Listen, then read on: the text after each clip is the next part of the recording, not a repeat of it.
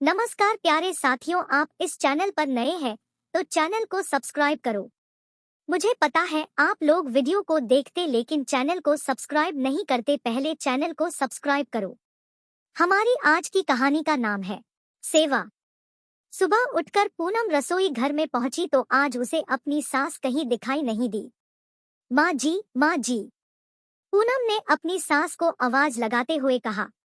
जब कोई जवाब नहीं आया तो पूनम बड़बड़ाते हुए रसोई घर में जाकर काम में लग गई और अपने आप से बात करने लगी। आज माँ जी कहाँ गई होंगी? बिना बताए इस तरह तो वो कभी कहीं नहीं जाती। तभी उसे ख्याल आया कि एक बार नीचे जाकर उनके कमरे में देख आऊं।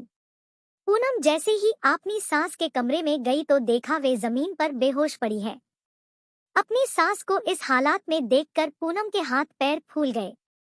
माँ जी उठिए, उठिए माँ जी, आपको क्या हो गया? पूनम ने अपनी सास को उठाने की बहुत कोशिश की मगर सब बेकार।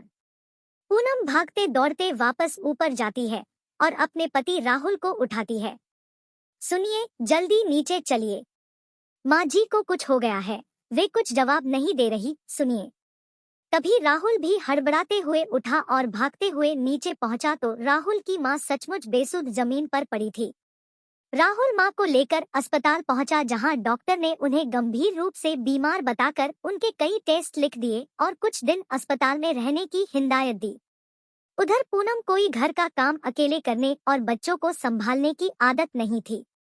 हर रोज पूनम के उठकर आने से पहले पूनम की सास नाश्ते की तैयारी, झाड़ू लगाने, सब्जी काट कर रख लेने जैसे सभी छोटे बड़े काम कर दिया करती थी और जब पूनम काम करती थी तो उसकी सास बच्चों को संभाला करती थी। आज पूनम को सास के ना होने पर उनकी कमी बहुत महसूस हो रही थी।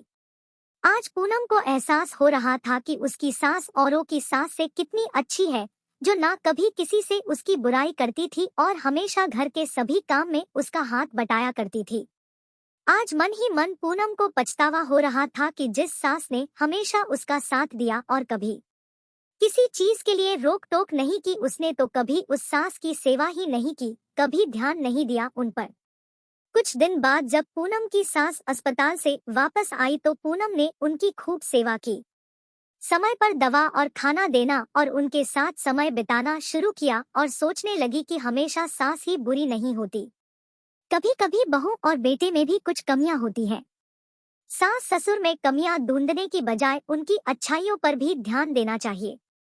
आपको मेरी ये कहानी कैसी लगी कमेंट करके जरूर बताएं। धन्यवाद दोस्तों। मैं आशा करती हूँ कि दोस्तों यह वीडियो आपको जरूर पसंद आया है। वीडियो को लाइक करें, शेयर करें और चैनल को सब्सक्राइब करें और बेल आइकन को दबाना ना भूलें दोस्तों।